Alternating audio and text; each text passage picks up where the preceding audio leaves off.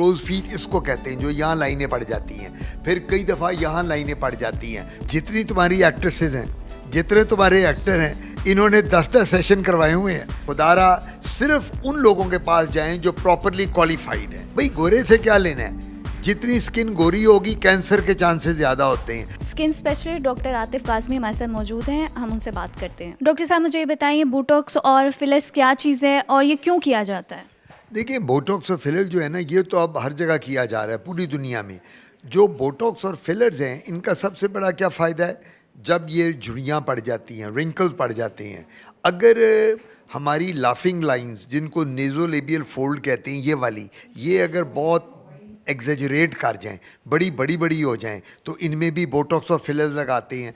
फिर हमारे crows feet होते हैं, क्रोज फीट इसको कहते हैं, जो यहाँ लाइनें पड़ जाती हैं, फिर कई दफ़ा यहाँ लाइनें पड़ जाती हैं, फ्राउनिंग लाइंस होती हैं जो माथे पे आ जाती हैं जब स्किन बूढ़ी हो जाती है या प्रीमेच्योर एजिंग हो जाती है, उसमें फिर बोटॉक्स और फिलर्स का बहुत बड़ा रोल है। और आजकल तो चल ही रहा है, जिस तरह हमने आपको अभी PRP करके दिखाया है, अब बोटॉक्स भी हम यहाँ करते हैं, उसके बाद यहाँ फिलर्स होते हैं, थ्रेड्स होते हैं, सो ये सारे प्रोसीजर जो हैं माशाल्लाह बिल्कुल पेशेंट को बिल्कुल, जिसको कहते हैं ना कि उसकी स्किन को वापस नॉर्मल पे ले आते हैं।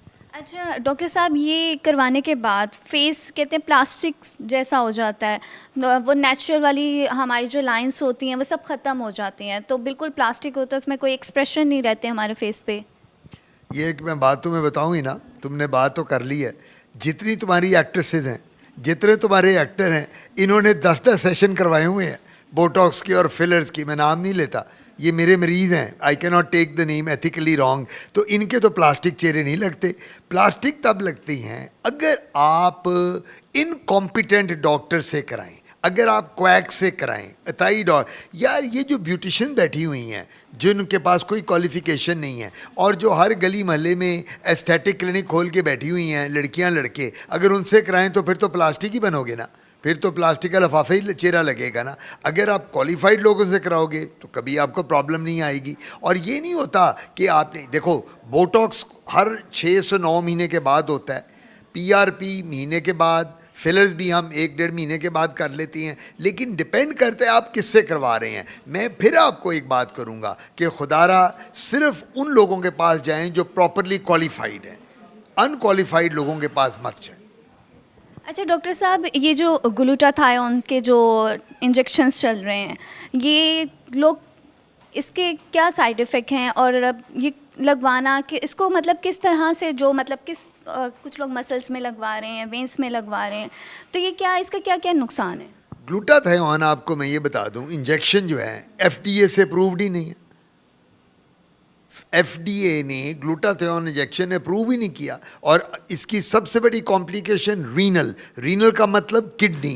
तो क्यों ग्लूटाथायोन? हर लड़की को गोरा होने का शौक़ है। मैं तो ये तंग आ गया हूँ, जो लड़की आती है मुझे गोरा कर दें, जो लड़की आती है गोरा कर दें। और भाई गोरे से क्या लेना है, जितनी स्किन गोरी होगी कैंसर के चांसेस ज़्यादा होते हैं। ये जो गोरी स्किन है, ऑस्ट्रेलिया, कनाडा, UK, USA में ये जितनी हैं, उनको स्किन कैंसर दुनिया में सबसे ज़्यादा है, हमें स्किन कैंसर सबसे कम है। क्या वजह? अल्लाह ने हमें उतनी गोरी स्किन नहीं दी, हमारी ब्राउन स्किन है, इसमें मेलानोसाइट्स ज़्यादा हैं, मेलानिन ज़्यादा है, हमें वो कैंसर नहीं। सो ये जो इंजेक्शन ग्लूटाथायोन है, ये मेरा मशवरा होगा कि बिल्कुल नहीं यूज़ करने चाहिए। ग्लूटाथायोन की टैबलेट्स अवेलेबल हैं, उसके साइड इफ़ेक्ट्स नहीं हैं, लेकिन जो इंजेक्शन हैं इसके बहुत ज़्यादा साइड इफ़ेक्ट्स हैं।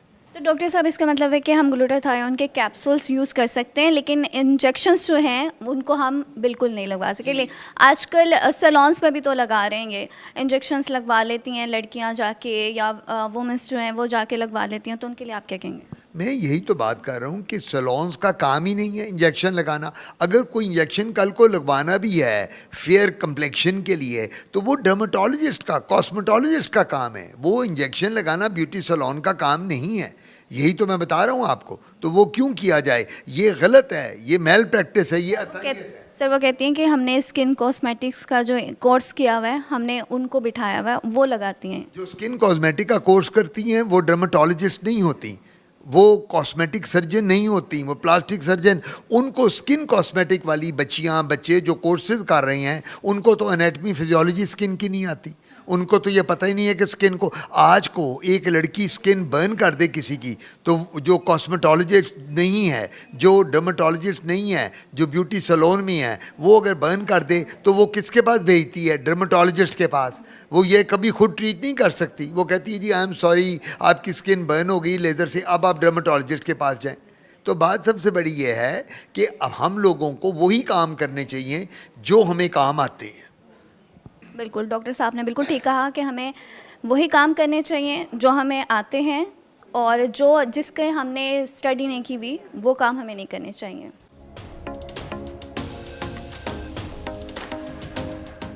डॉक्टर साहब, ये पीको क्या चीज़? हाँ जी, ये जो पीको लेज़र है ये ज़्यादातर हम करते हैं उन बच्चे बच्चियों में या उन पेशेंट में जिनमें चेहरे पे तिल पड़ जाते हैं, छाइयाँ पड़ जाती हैं, काले निशान हो जाते हैं पैदाइशी, उस वजह से। और इनके निशानों के लिए ये पीको लेज़र आप देख रही हैं, ये मशीन है हमारी, बड़े अच्छे रिज़ल्ट आते हैं। एक क्यू स्विच लेज़र भी होता है, लेकिन इसके साथ अब डॉक्टर आयशा कर रही हैं हमारी एक पेशेंट का, और ये वो कर रही हैं। अगर आप देखें तो एक एक करके फायर हम करते हैं, और वो आप देखती चली जाएं, वो सारी की सारी पिगमेंटेशन ये ख़त्म हो जाती है। स्पेशली जो छोटे छोटे तिल पड़ जाते हैं और जो स्याहियाँ पड़ जाती हैं, हल्के आ जाते हैं, उनके लिए पीको लेज़र बहुत अच्छा है।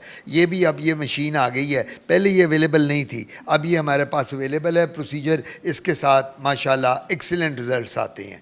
तो ये अब आप देख लें, मशीन को भी देख लें, ये भी कर लें। और अब फ़ायदा सबसे बड़ा ये हो गया कि पहले पेशेंट आती थी ख़वातीन कि डॉक्टर साहब मेरे तो तिल जा ही नहीं रहे, मेरे तो ये स्याहियाँ नहीं जा रही, डॉक्टर साहब मेरा तो चेहरा बहुत काला होता जा रहा है। अब इसके साथ सारा चेहरा आहिस्ता आहिस्ता, लेकिन ये एक सेशन में नहीं जाता, ये 6-7 सेशन करने पड़ते हैं एक एक माह के बाद, और मरीज़ से बहुत सेटिस्फाइड। इसके कोई साइड इफ़ेक्ट नहीं है। कई दफ़ा लोग पूछते हैं जी लेज़र के साइड इफ़ेक्ट क्या हैं, तो ये मैं गारंटी दे सकता हूँ लेज़र के कोई साइड इफ़ेक्ट नहीं है। सिर्फ एक ही बात याद रखनी है कि प्रॉपर क्वालिफाइड डॉक्टर के पास लेज़र करना चाहिए। अच्छा डॉक्टर साहब, इसके कितने सेशन होते हैं? ये भी 5 to 6 सेशन एक एक माह के बाद। 5 to 6 सेशन है कि हर उसमें ट्रीटमेंट में यही है कि मतलब जिनके बहुत ज़्यादा डार्क नहीं हैं, तो फिर उसमें फिर सेशन कम होते हैं या नहीं, हम उसके साथ दवाई भी देते हैं, हम खाने को भी दवाई देती हैं और लगाने को क्रीम भी देते हैं, ताकि खाली इसका सेशन ये लेज़र नहीं करते बल्कि दोनों चीज़ें देते हैं, और उसके बाद सन ब्लॉक भी देते हैं, जिससे पेशेंट को बहुत फ़ायदा होता है। पेशेंट को बहुत फ़ायदा होता है। हम इनसे भी पूछते हैं, आप ये करवा रही हैं, फील हो रहा है आपको ऐसा कुछ कि लाइट्स या आपके? पेन फ्री और आई एम वेरी कंफर्टेबल। मेरा ये सेकंड सेशन है और मैं बहुत कंफर्टेबल और बहुत अच्छे रिजल्ट्स हैं। कब से का ये सेकंड सेक्शन है? कितने डेज बाद आपने करवाया? Once a month. Once a month बाद करवाया, ठीक है। आप मुझे बताएं कि डॉक्टर आयशा, आप ये इनका ट्रीटमेंट कर रही हैं, ये इनके कितने सेक्शन हैं? इन्होंने बताया सेकंड है, अब कितने सेक्शन रह गए? इनको हम फर्दर 4 सेशन का कहेंगे कि वो 4 सेशन लें, और इसके बाद हम चेक करेंगे कि क्या रिज़ल्ट आता है इन पे। तो बाकी बेस्ट रिज़ल्ट इनके, क्योंकि इतनी ज़्यादा डीप पिगमेंटेशन नहीं है, सिर्फ एपिडर्मल लेवल पे, तो इसलिए इनके सेशंस भी कम होंगे। हो सकता है इनसे 4-6 सेशन से पहले इनका रिज़ल्ट आ जाए।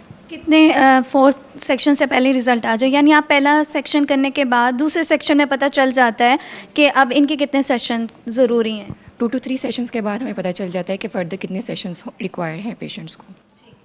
कितने सेशन रिक्वायर्ड हैं पेशेंट को, ये 2 सेक्शन के बाद इन्हें पता चल जाता है।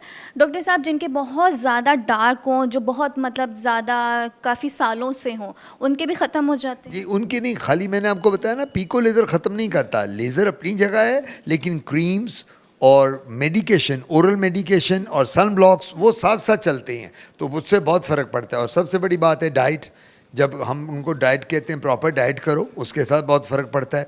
फ्रूट्स और जूसेस के साथ, मिल्क शेक, दूध वगैरह के साथ, तो ये सारा कॉम्बिनेशन है जो हम ये देते हैं मरीज़ को। खाली ये लेज़र के साथ ठीक नहीं होगा, लेज़र अपनी जगह काम करेगा, क्रीम्स और जो टैबलेट्स हैं ग्लो करने वाली और सन ब्लॉक, वो अपनी जगह काम करेगा। अच्छा डॉक्टर साहब, ये जो हम अपने फेस पे जो मेकअप यूज़ करते हैं, जो बेस यूज़ करते हैं, क्या उससे भी ख़त्म होता है, फ़र्क पड़ता है? नहीं, बेस तो वक्ती तौर पे, वो तो कैमोफ्लाज करती है ना, जो आप बेस करती हैं वो तो पीछे छुपा लेती है चीज़ को, जब बेस साफ़ करेंगी फिर नीचे से निकल आएगा। बेस का कोई रोल नहीं, बेस तो वक्ती तौर पे कॉस्मेटिकली आपको इम्प्रूव करती है, लेकिन अल्टीमेटली बीमारी के लिए तो दवाई लेनी है ना। जब तक दवाई नहीं लेंगी तो किस तरह ठीक होगा? ठीक है।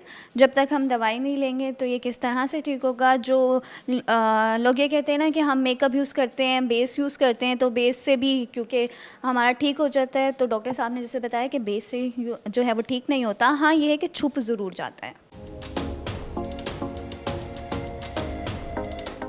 अच्छा, ये हम इसकी क्रायो सर्जरी कर रही हैं डॉक्टर सायरा। ठंडी गैस होती है, लिक्विड नाइट्रोजन गैस, इससे ये मौका जलाया जा रहा है। अब आप देखें, वो उसने मौका इसका जला दिया, फ्रीज़ कर दिया, अब ये ख़त्म। लेकिन ये 2-3 दफ़ा करना पड़ता है, इसके साथ बच्चों को पेन नहीं होती।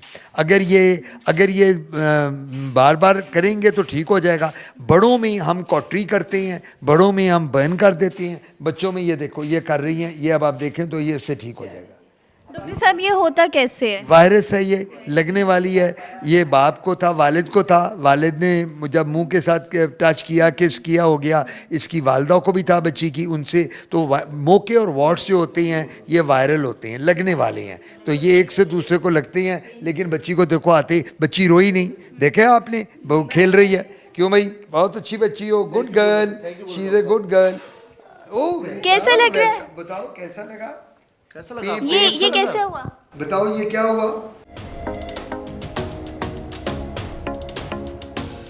डॉक्टर साहब, मुझे ये बताएं कि आजकल मार्केट में वाइटनिंग सीरम भी मिल रहे हैं और वाइटनिंग क्रीम्स भी आ रही हैं, तो ऐसे पेशेंट्स भी आपके पास आते होंगे जो ये चीज़ें यूज़ करके अपना फेस ख़राब कर लेते होंगे? बिल्कुल आते हैं, लेकिन ये तो उसमें स्टीरॉइड्स होते हैं उन क्रीम्स में, और उनमें स्टीरॉइड्स के अलावा हैवी मेटल्स होती हैं।